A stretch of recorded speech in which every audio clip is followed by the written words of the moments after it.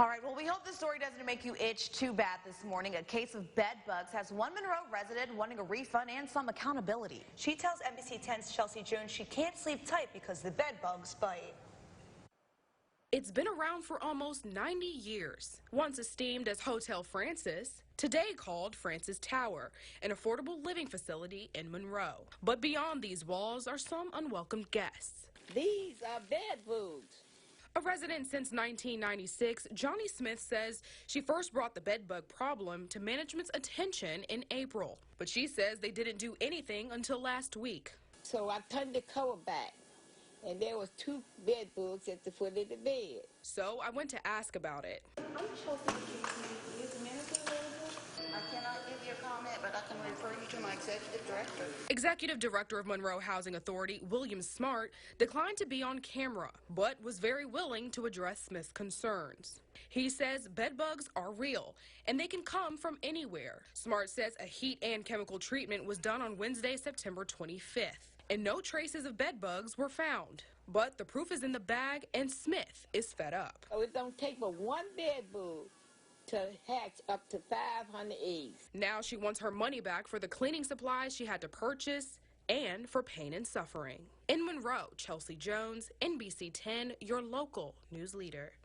Now, William Smart gives this quote that reads in part, "We are passionate about our residents, and we wouldn't want residents to live in any conditions that we would not want to live in ourselves." For the full statement and more pictures of Smith's bedbug problem, head to our website, marklemis.com.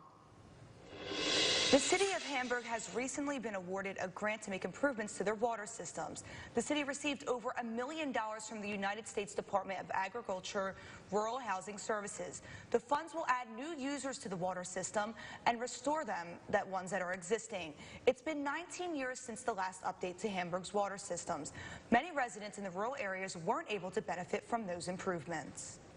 And in the rural areas, you've got trees, and you know what happens when trees fall on power lines.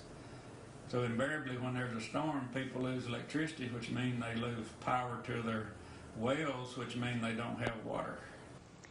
If your area would like to be serviced by the city's water system, contact Hamburg City Hall.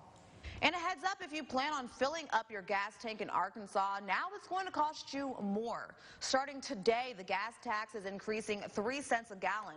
The tax on diesel will increase to 6 cents per gallon. Now, the increases are a result from legislation that was signed by Governor Asa Hutchinson back in March.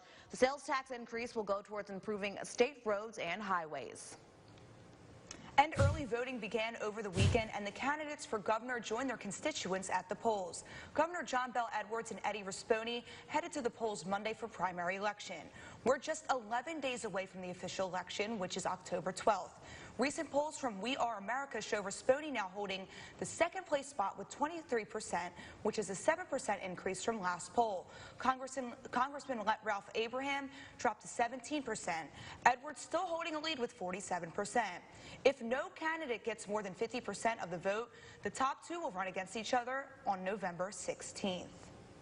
I'm always happy to see people vote, and you know, sometimes we go through election cycles and you have a relatively low turnout. I think this is a good omen that we're going to have a really good turnout this election. That's one of the reasons why we feel good about this election as well, is the more educated, the more informed they are, the more obvious the choice is going to be. The best part about all this is meeting people, seeing the enthusiasm of people really excited about someone like me running. So, you know, someone that can really make the difference. You know, not the traditional candidates, and a business person who can really move our state forward. So that's been very positive. And just a reminder, early voting will run to Saturday, October 5th. Those hours are from 8:30 a.m. to 6 p.m. All right, well, still to come on NBC 10 News today, new names being ensnared in the impeachment inquiry into President Trump. Who the House has subpoenaed and what they're looking for next. But first, here's Lexi with your Commute Cast. If you're heading out the door early this Tuesday morning, road conditions are looking very